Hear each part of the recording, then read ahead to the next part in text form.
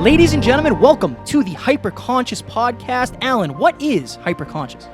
Once you understand why something is the way that it is, now you have the power to change it. Great conversations with great people and great questions are the keys to the kingdom of unlocking your consciousness. Every single action that you do starts as a thought. When you control the way you think, you will control the way you act, and you will control the way you live. That is hyperconscious. Ladies and gentlemen, the Hyperconscious Podcast is proudly sponsored by our friend and mentor, David Meltzer of the Playbook Podcast. He was kind enough to join us on episode 144 and 135. Folks, it has become Kevin and I's mission in life to help you realize that the life of your dreams is right on the other side of you becoming the greatest version of yourself. Let us help you do that. I rarely do these things twice in such a short amount of time, but you guys impress me. I believe in people that provide value and of our service. You two guys are on your way to huge fulfillment, purpose, and profitability, and I look forward to helping you both. We appreciate that more than you know.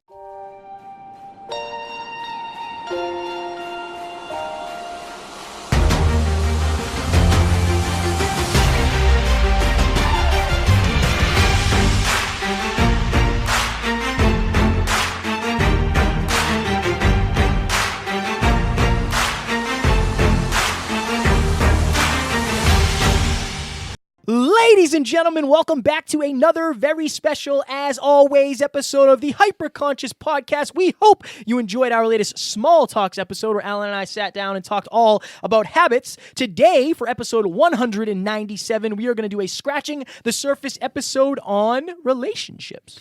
So before we jump into relationships, you know it's coming. I'm going to is. ask you to go to the hyperconsciouspodcast.com. Yep.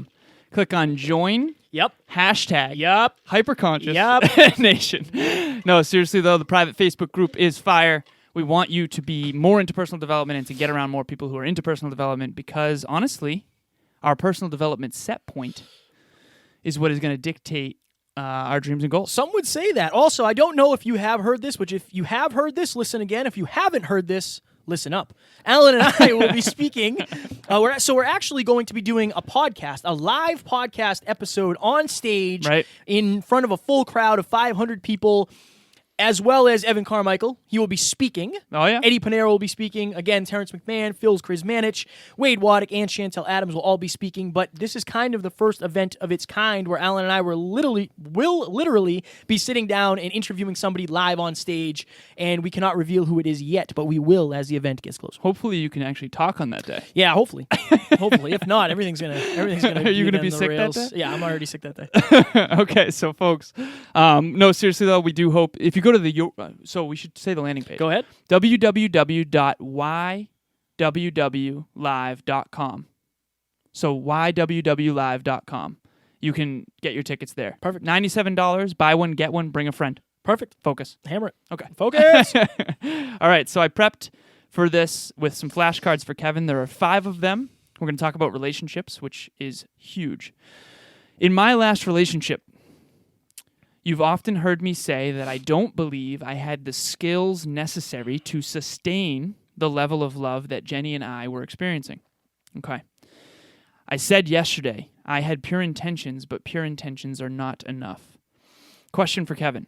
Question for Kevin. For the listeners, can you please explain why pure intentions are not enough and what skills you must develop to sustain and grow love? All right. So I think your intentions are what your goal is, right? My intention is to have a good conversation.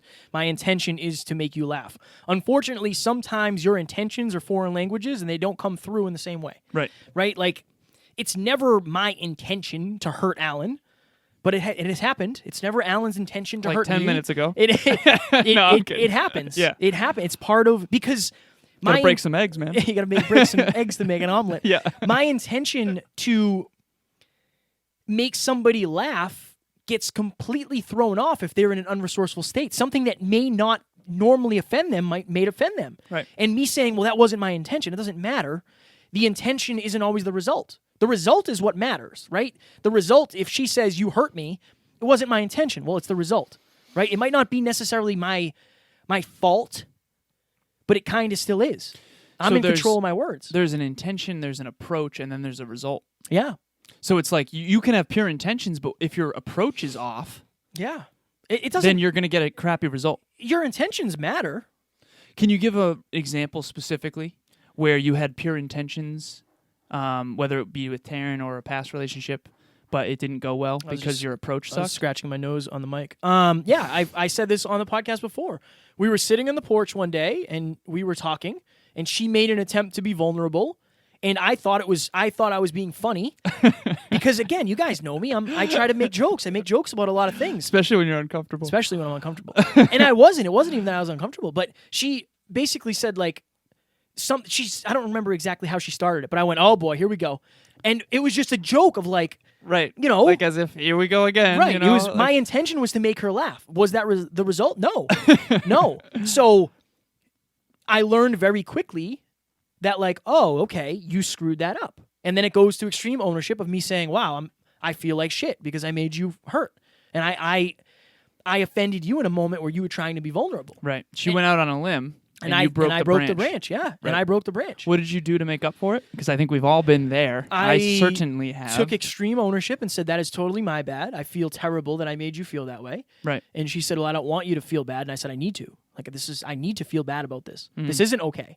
Right? Where a lot of people would say, like, it's your fault because you took it that way. No, it's not her fault that she took it that way. It's my fault because I'm the one who delivered the ball. Yeah. I'm the one who served it. Right. It's not my fault you didn't return the serve. It's my fault that I served it that way. So I took extreme ownership. I apologized profusely, and I marked it down and don't do that again. One of the things I said recently is try not to make jokes about something that you know someone is already self-conscious about. Right. Like when they're vulnerable, Right. jokes can hurt.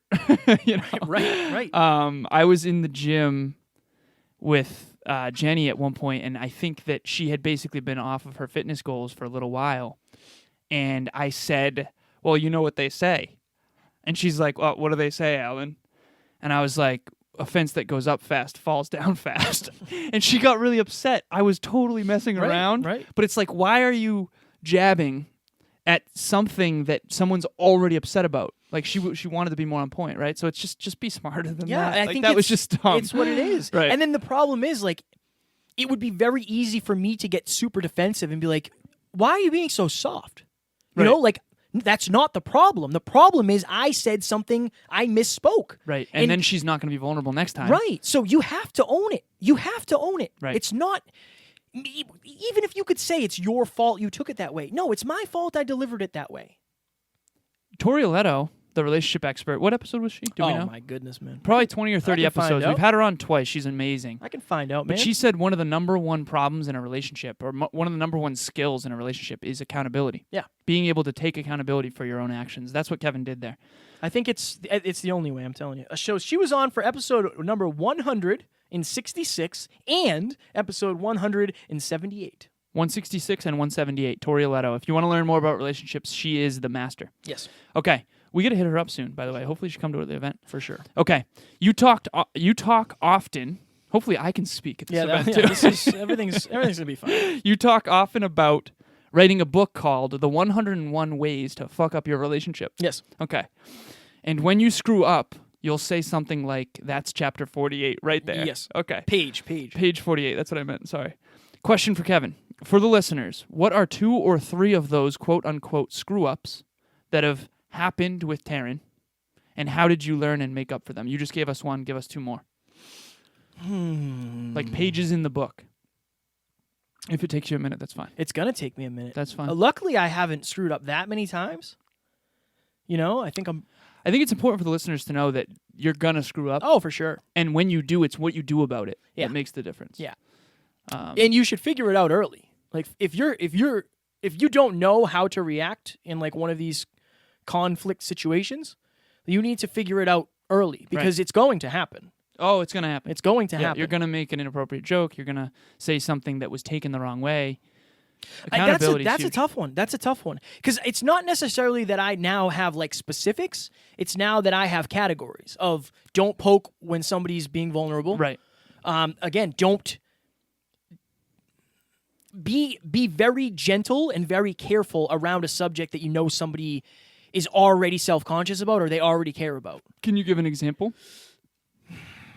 That's kind of the same one in a lot of ways. It is, but right. they can manifest differently. Right. I don't really have an example of that. That's just something I know. Like sometimes I can feel it like, you were going to say something there, Kev. Don't say that. Yeah, right. Just because it's my default to be funny. Right. It's not always the right time to be funny. And that's something I'm learning as I go. Okay. So I don't know if I have like specific examples. So the first one is don't poke at something someone's already self-conscious about. The second one is what? When somebody's trying to be vulnerable, you accept them. Just accept them. That's right. it. Be warm. Be warm. It's not funny. They don't want you to be funny. They want you to accept them. Right. They want you to be open Right. and accepting and safe. Make them feel safe. Okay. You can't think of an example of that? No, not really. Maybe not. Okay. What's another one? Jesus, man. Really making me look bad. No, you're good. You're good. In your book, 101 Ways to Fuck Up Your Dude, Relationship. I'm only on like 5 or 6, man. I got a ways to go. One of the other things was Gotta like, screw up more. Yeah, I know. Fuck, man. One of the other things is what? Understand that you're like when I get over things, I get over them pretty quickly, and then I make a joke. Dude, for me, it's mostly about joking about things that aren't good to be joked about yet. Right. Like not taking things as like letting them be as serious as they need to be for as long as they need to be. That's kind of one of my things. So that's one of the things that I failed at multiple times. It's just manifested differently through different situations. You've told me in the past that not having a macro and kind of focusing only on the necessity of the micro hurt your relationship long term. Do you think that's another mistake? I would say, yeah, but that's nothing I've done in this one. Okay. Well, can you go into that? Is that going to be one of the pages or chapters? Or Oh yeah, I'll use old ones too. Okay. Yeah, I think for a long time, and again, I'm not a professional. Like I'm not like Tori Leto. I don't have any degrees when it comes to relationships. Right. I have experience and I've helped others, but I know early on when I didn't have a dream, I just it would be very easy for me to fall into the habit of just spending all my time with my significant other because I didn't know what else to do. I didn't know I firmly believe that you will be more attracted to somebody if like a masculine presence, somebody with a masculine energy. If you're a feminine energy, you'll be more attracted to a masculine energy who has purpose, who has passion, who has drive, who has ambition. They know what they're doing. Right. They know where they're going because you're going to feel safe. You're going to feel like, There's a this bright person future has here. direction. Yeah. They know what they're doing. Structure. They're confident. They have this taken care of. Right. I never had that. Yeah. I never had that. So something that we've said before, and this is interesting, but there's usually two kinds of relationships, right? There's usually the best friends relationship where you guys probably aren't being intimate and you're not having good, passionate sex often. Right. And then there's the turmoilless relationship where you guys are fighting all the time, but the makeup sex is probably pretty good. Yeah. And I think that those are usually the two. I told Tori I've been on both of those Yeah. extremes, and I want. How do I have both? How do I have both? Yeah. But let's be real. Like when I was being the friend guy, that was it. We were best friends, and there was no passion. There was none of that. Right. So I do understand that because I've been on that side more so than the other side. Well, because Tori says it's the polarity and the Right. differences that create the passion and the sexual tension and the magnetism. Yeah. But yet it's the similarities that creates the bond and the friendship. And I just want to go. Like since this is a relationship, we're kind of freestyling it. We can kind of. I know that like, and this is something we talked about before this episode. We won't use specifics, but like, if you're not happy in your relationship and you don't think it's salvageable, you're not being selfish for moving on. Yes. I think that's a thing that a lot of people deal with. It's like, oh, I'm going to hurt that person. Well, you're hurting right now. And you're hurting them too by... Right. They deserve someone who is all in. Yeah. Don't think of it like you're hurting them by going away. Number one, you're doing what you feel is right for you. Yeah. And you guys obviously aren't right for each other if you're fighting all the time. If you're not happy... Takes courage. It does take courage. So much courage. It does take How courage. does someone know... Well, that's a question I have. Okay, so we'll go into that. I just wanted to throw that out there. I'll actually go to that question now because... to that question now. All right. We have done episodes more in depth about communication because we've come to the realization about how unbelievably important it is. But that said, we also realized during the episode on trust how connected communication and trust are. Yes. Question for Kevin. Answer. Can you and I please come up with 3 to 5 fundamental principles for the listeners on how they can sustain and grow their relationships with effective and vulnerable communication? Oh my goodness, man. We'll do 3. Okay, so again, I think doing check-ins, we mentioned that in the last episode of habits. I think if you make a habit of doing check-ins, Right. then it's a game changer. Like, Can you walk the listeners through what a check-in might look like? I think they're so important. I think- Proactive check-ins. yeah, so like Before this it's a one, problem. This one was not super proactive. It was kind of reactive. But again, Tara and I were talking. We're very open, and that's the one thing I enjoy that so much. Right. But sometimes you forget how the result of being vulnerable. You forget how connected you feel when you're vulnerable. You feel so much more connected almost immediately. Yeah. It's hard to explain. It doesn't even make sense. but you feel it. Okay. You couldn't explain it, right? It's one of those feelings. It's an E versus an M. Yeah, I it's want one- an explanation. Nah, you can't. Yeah. It's because basically you're breaking down the walls. Yeah. You're breaking down the walls, and then you're coming back together. You were at that point. You were that connected, and then those things started to build up, and you Right. drifted apart, and you didn't. He dropped his cards. It's over. So we were laying in bed, and I think she said, like, I don't feel very connected, and I said, I don't either, and I don't know why. Like, Ooh. I don't know why. So we just went through it. Vulnerable moment. It was Tough very, moment. It was very tough, but I think it was also overdue. How'd you feel in that moment? Oh, it sucks, man. Yeah. It sucks. At first. Yeah, it sucks because is it like, what am I doing? Like, did I screw this up? Yeah, right. Did I do something wrong? It's your fault. But- my fault? Your fault? Your fault. But Most likely on the drive to 5, if you're a 10, you're going to think it's the other person's Right. fault because you have an ego. Yeah. If you're on Kevin's end, you think everything's your fault. Yeah, well, I do that now anyway. I think I have to. Okay. I think I have to. Well, I have to. accountability. I Okay, have to comes take down- accountability, and I'll figure it out. So we just talked it through. Like, when did you start feeling this way? Yeah. Was it something specific? Was it this? Was it this? Was Did it I make this? a cruel joke? You're right. Well, no, and she said it's because we haven't had many deep conversations lately. Ah, Okay, perfect. cool. The next night we had an amazing deep conversation, and we were super connected again. Right. It's just, again, why? Because going back to the previous episode, that was a habit that we had, having deep conversations, and the habit kind of stopped Yep. because we moved in.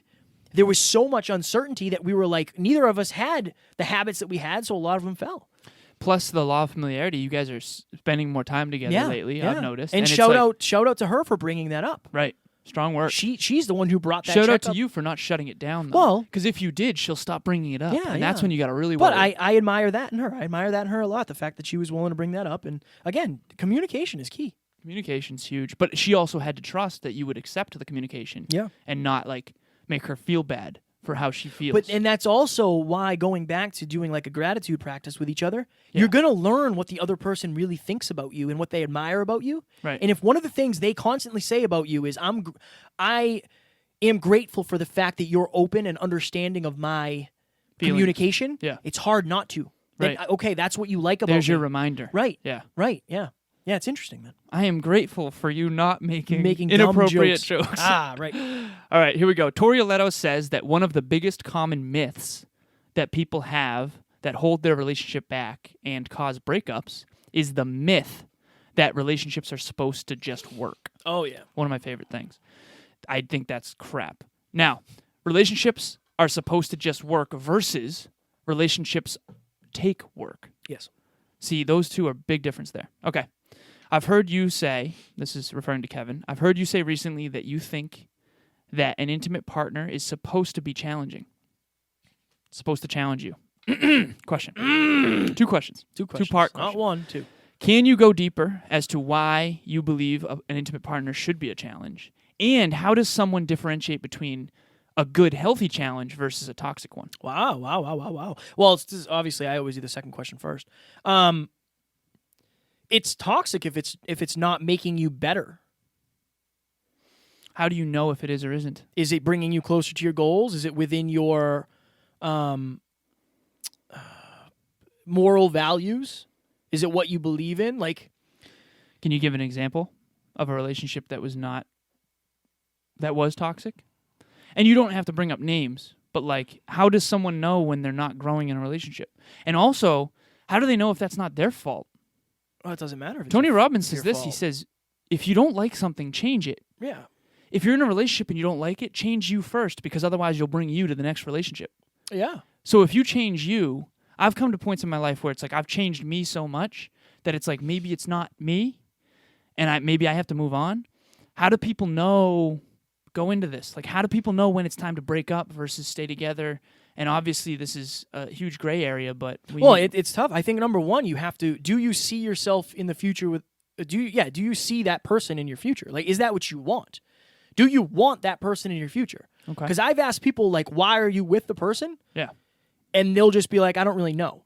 Okay, there's your answer. Yeah, right. Now, does it mean you shouldn't be together? Maybe not. Give me the reasons you want to be. Right. Give me the reasons why Obviously, you they still haven't checked in a are. while Right. with why they're doing And it. that's so often. I hear that very often.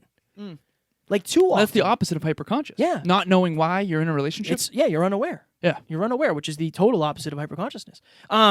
So I think that's the first question. The first question, like, it's funny, man. I used to take on challenging relationships because I thought they would make me better. Like, oh, I won't be anxious. I won't be able to be anxious because I'll have to be the best version of myself around this person all the time. And the problem is that's not enough Y power.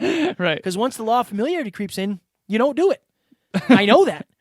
Right. I know that. So when it comes to like what is a toxic relationship, anchors versus engines. I think that is the easiest way to do it. Right. I asked somebody recently, who are your anchors and who are your engines? Her ex-boyfriend was one of her anchors.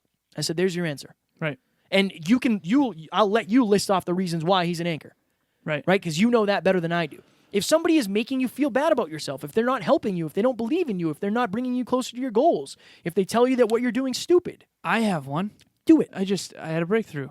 If the other person is never taking accountability, if they're never taking ownership for their part, like if everything's always your fault, like you got to question that eventually. Like, is it really always me though? Like I'm down to, like, you and I default to ownership. Yes, yeah. But at some point, isn't the other person supposed to be like, you know what? No, I really screwed this up. I screwed this up. I want to change this, right? So how proactive is your partner? So that's humility. That's the humility piece. Having humility, like knowing, you know what? Yeah, I was wrong there. That was me. That was on me. Like, I'll take that one. That was on me. Yeah. Yeah, that's unbelievably important. And here's what I'll do about it. Because if it's always you, Right. then how do we fix it? Right, exactly. How do we fix Exactly. it? It's not a team. I can keep working on myself, but like Right. at some point, like something's got to give. I'm going to be a diamond. I'm gonna be a diamond. All right, so or die trying. Or die trying, right. The first question that you never answered. Right. Can Classic. you go deeper as to why Classic. you think it's good that a relationship is challenging? Oh yeah, man, for sure. Okay. I think for you and I, having a difficult relationship is the most important thing because we don't just want to get good at certain things, we want to master certain things. Mm-hmm. And in order to, there are very few things that will bring you humility like a relationship. Oh, yeah. There are very few things that will require unbelievable communication similar to a relationship. Yep. I think a relationship is a sounding board for how well are you doing as a person, especially if the person that you're with has high-ass standards. Because if they don't have high standards, they're going to accept whatever you do, and you're going to think you're the man or the woman. You're going to think you're the best. Right. And you're not. Yep. You're not, because you're not getting feedback. The same reason why if you're not getting feedback from the mirror or the scale or your boss or the bank your account. friends or the bank account, right, you're not gonna know how well you're doing. Right. You're not going to know if you're reverting to old patterns, old habits. Like you're not going to stay hyperconscious. There are certain people, like, again, we notice patterns. If you're in a relationship and you always make the rules and you run that relationship and you can do no wrong, then you're in trouble. Long term, you are in trouble because what am I becoming here? You're not forced to grow.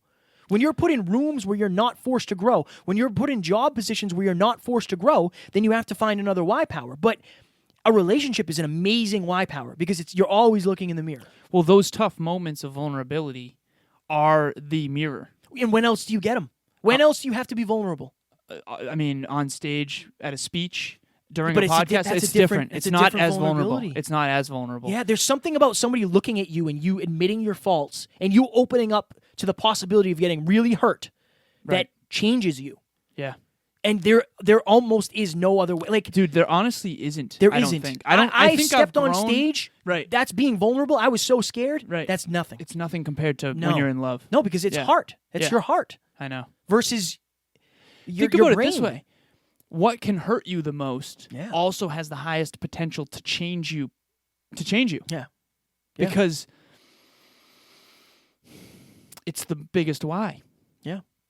That's fucking fire, man. Doing a lot of swearing. I man. know. both of us, man. Yeah, it's my bad. No, it's both We of us. apologize. Both We're of us. sorry. We're both super overwhelmed. If you want to hire us to speak at your high school or middle school, at your preschool. Jeff Parcells said, just so you know, no swearing, No please. swearing, And yeah. I was like, okay, no problem. Yeah, No problem. yeah. Didn't do it. Didn't swear. I believe Strong it. work. I believe it. But just to reiterate that point, it might seem easier in the short term to be Right. like, I'm the boss, what I say goes, but the problem is you're not becoming anything. You're not developing your communication skills. You're not developing your empathetic skills. You're not developing your vulnerability. And long term, that could be a detriment, most likely. Think about it this way, too. Extra Y power to get into an intimate relationship.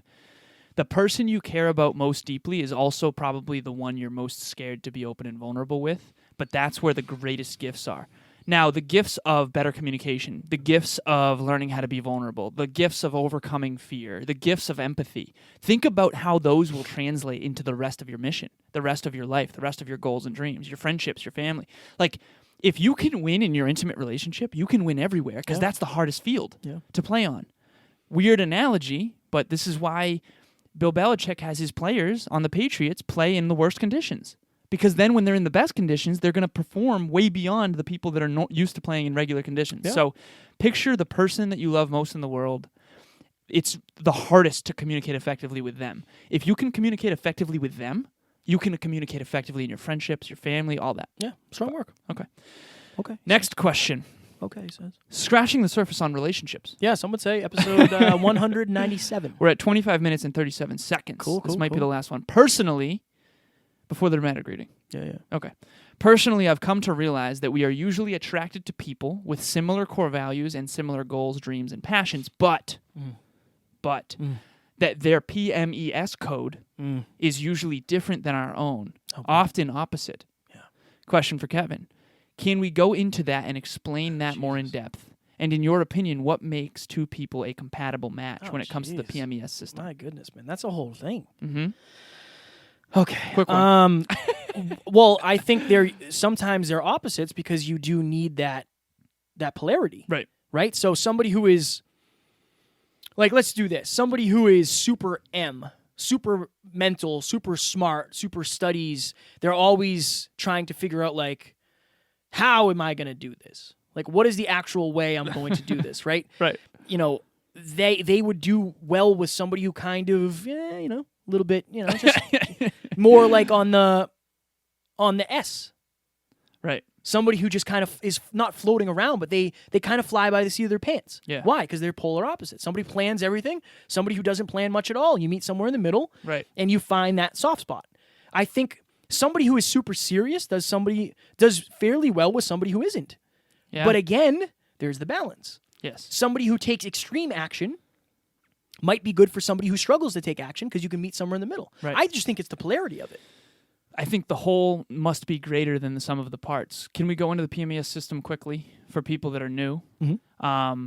And basically what your code is and what you believe Taryn's code is. Oh, wow. Interesting. All right. So PMES is a system created by Alan and Mr. Alex Hinkle. Shout out to you, Alex. So it is physical, emotional, mental, spiritual. Physical, basically you take action.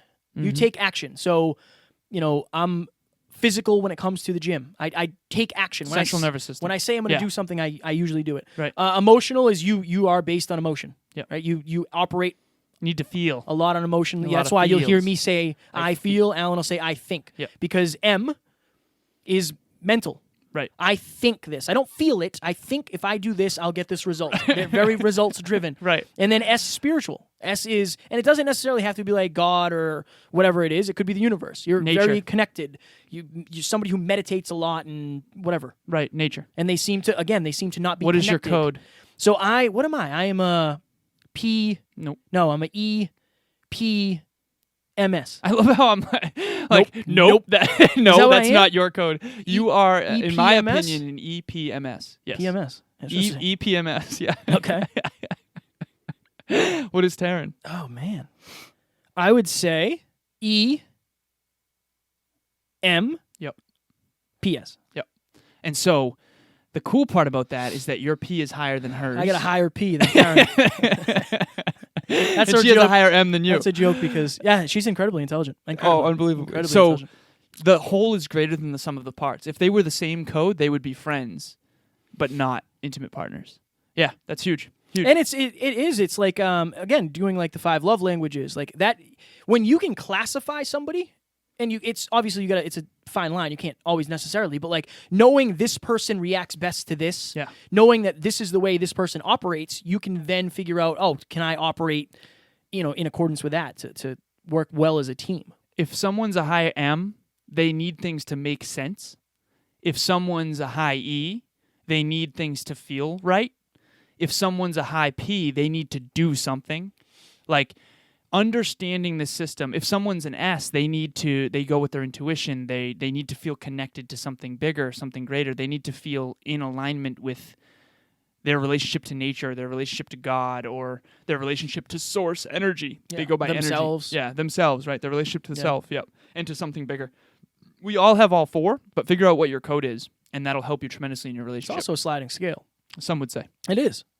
What do you mean? Well, because like you could be we'll say 30% P, Right. 30% M, 20%, or whatever. I think the big 2 matter a lot. Yeah. So I'm MPES. So Robot. AKA Robot Alan. Yeah. All right, what do you think? I think we do the dramatic reading and we'll You get think? out of here. Yeah. We're already we're at 30 minutes. Like I said, I told Alan before this, like we have 2 cameras running because we knew it would be this one will probably go a little bit longer because it's something that I'm very in the depths of right now. Like I'm thoroughly enjoying my relationship and like learning things and experiencing things and figuring out like, oh, okay, that's never happened. This has never happened. I've never had this level of communication in a relationship before. So, and that a lot of it is because I don't think I was ready for it, but Right. also didn't have the skills. But also the person or people that I was with at the time, like they might not have valued it as Right. much. Like again, Taryn has a master's degree. Right. And she knows a lot. She's a behavioral analyst. Yeah, she knows a lot about these things. Right. So it's part of it. So I thoroughly enjoy it.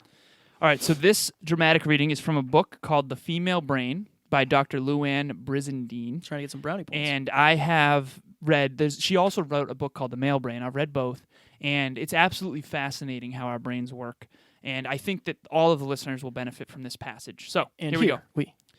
Falling in love is one of the most irrational behaviors or brain states imaginable for both men and women. The brain becomes illogical in the throes of new romance, literally blind to the shortcomings of the lover. It is an involuntary state. Passionately being in love, or so-called infatuation love, is now a documented brain state. It shares brain circuits with states of obsession, mania, intoxication, thirst, and hunger.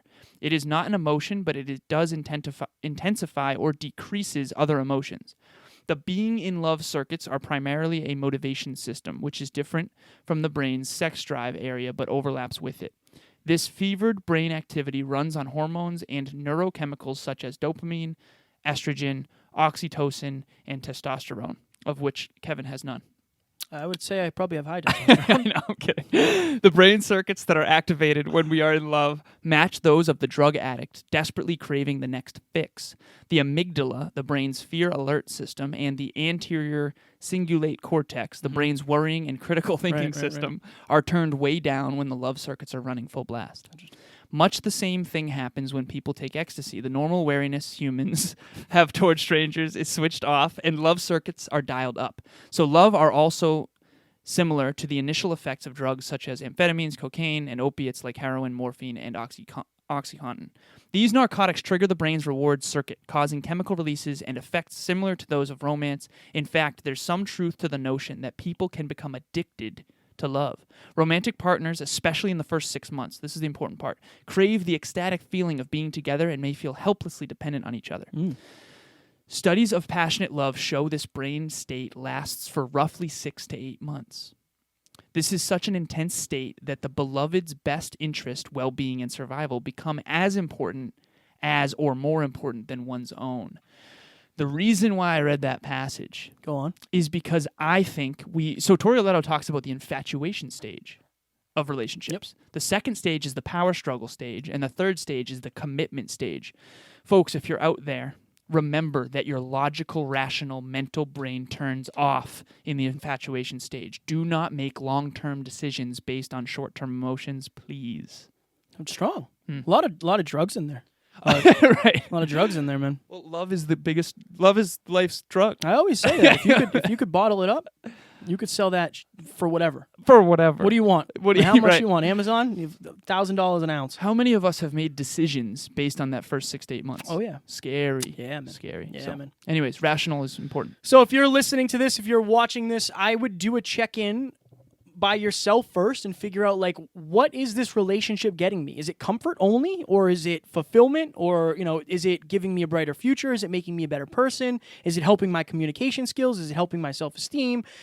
A relationship and a partner is supposed to be a team. You guys are supposed to be a team, and you're supposed to help each other get better, and you're supposed to help each other through stressful times and give each other ideas and give each other support. And I think that a lot of people don't really know what they're capable of receiving. Yeah. So don't sell yourself short. I know a lot of people that have done that, and that's one of the things that I've heard from so many people is like, oh, I don't feel fulfilled. I'm not really happy. I'm in it because it's better than being single. That's like saying I'm happy I'm alive because it's better than being dead. Like, it is, but what are you you could have the life of your dreams. Right. You could have the relationship That's of a your fire dreams. analogy. When I said it, I was like, I don't know, it's kind of dark. I mean, being alive is better than being dead. But at one point you weren't so sure. I know, I definitely wasn't. Inappropriate jokes. No, that's appropriate. But I'm so much happier now because I'm living a fulfilling life. Yes, you are. Where I'm connected to others, and I think I'm genuinely the happiest I've ever been. Obviously, we're both super overwhelmed and everything's burning to the ground around us. But all things considered, I'm the happiest I've ever been too, man. Strong work. Strong work Strong for the work on team. that. And it's thanks to the listeners. That's a big part of it. and we love you. Yeah, we do. Yeah. Okay. 10-second blip. 10-second blip. 10-second blip. Oh my goodness. Oh For my each of goodness. us. Oh For my each of goodness. us. Oh Yeah, my goodness. hammer it. Oh my goodness. One of Alan and I's favorite quotes are, "You are the sum average of the 5 people you spend the most time with." I would say and wager to bet that your significant other probably influences you more than anybody on the face of this earth. So make sure they're influencing you in a positive manner. Oh, my goodness. I don't know if I can top that. You can. Okay. If you are out there right now, God, this is brutal. and you didn't even say anything yet. If you're out there right now and you have an intimate partner, someone you're dating, someone you're infatuated with, the questions you must ask yourself: do we have congruent goals, dreams, and missions? In other words, are our true norths congruent? If so, that will be much easier to integrate. If not, figure out why and address that together. Number 2, do you have similar core values? Number 3, do you have core competencies that are different so that the whole is greater than the sum of the parts? Yours was very E, mine was very M. I was going to say, but 10. You always make fun of me when I go over 10 seconds. What was not that, as easy, 30 seconds? Not as easy Was as that you 30 think. seconds? I don't know. It was pretty long. All right, ladies and gentlemen, we are going to get out of here because we're already been doing this for almost 40 minutes. Forever. We hope you enjoyed this episode. Obviously, this is one of my favorite things to talk about because Right. it's something that I'm practicing every day. So I hope you guys resonated with it. And again, if you ever need anything when it comes to this, reach out to Alan and myself. Please. Well, I'm not a professional, but I do know a couple things, I would say. It's something I'm working very hard at. Up next, we were lucky enough to sit down in person Oh, yeah? in Toronto with the one and only Evan Carmichael. Who is headlining our event. It's going to be exciting. Yeah. This episode was absolute fire.